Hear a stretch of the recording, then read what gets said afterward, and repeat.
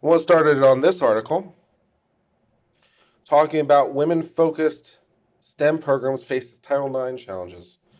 So Title IX is a law that basically says that no person shall be denied any educational opportunity on the basis of sex.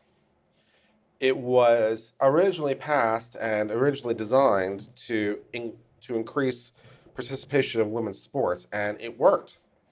The amount of women participating in collegiate sports went up multiple fold. I think something like 8 or 9 fold after Title IX was passed, because the rule was women's sports have to be funded to the same degree as men's sports. So obviously, most colleges, their football team is the most high profiting, and so to balance that out, you have to offer things for women, and they could be, of course, football, but it could be other things such as soccer or swimming or rugby or whatever other sports.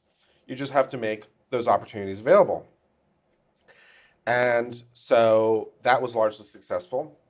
And the law has also been expanded beyond that, or its application has been expanded beyond that for all opportunities. And so it's beginning to become a bit of a problem in the reverse, where there are a lot of programs designed to encourage women to go into STEM.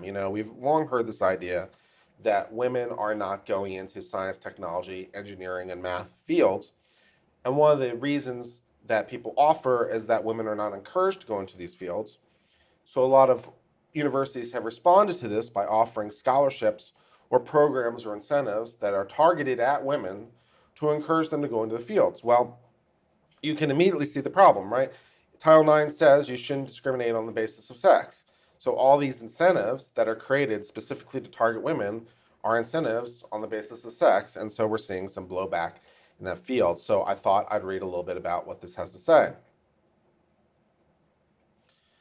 About 57% of colleges and institutions offering women-focused programs and scholarships violate provisions of Title IX, according to a review from a nonprofit group called the Stop Abusive and Violent Environments.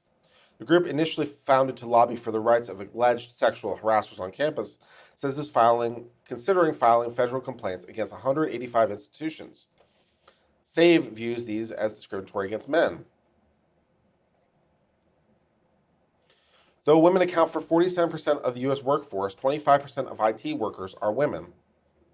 With 18% of computer science graduates made up of women, scholarships aimed at women in the tech space seek to remediate an existing inequality in the tech field, which makes programs like Title IX compliant. The issue of gender diversity in tech speaks to structural issues within the industry.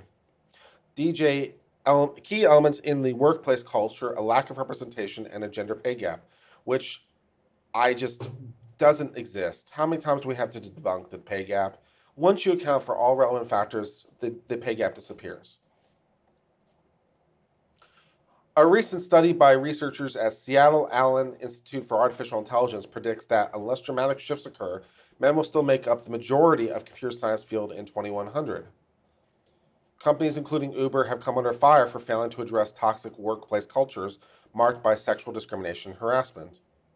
In Uber's case, the surfacing of sexism and harassment allegations from engineer Susan Fowley in February 2017 set off a public backlash for the ride-hailing company.